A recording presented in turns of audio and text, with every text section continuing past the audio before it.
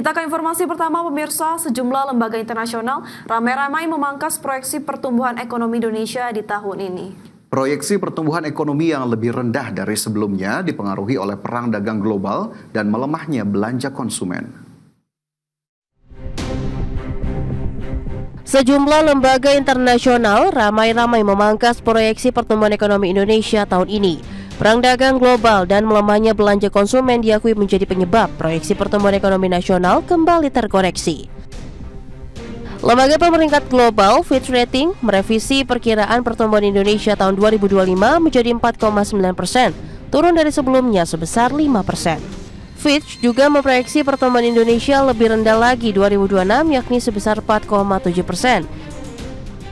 Fitch menilai Indonesia sulit untuk mencapai pertumbuhan ekonomi sebesar 5% karena adanya ketidakpastian global. Selain itu, pelemahan pendapatan negara dapat membatasi kemampuan pemerintah untuk mendukung pertumbuhan.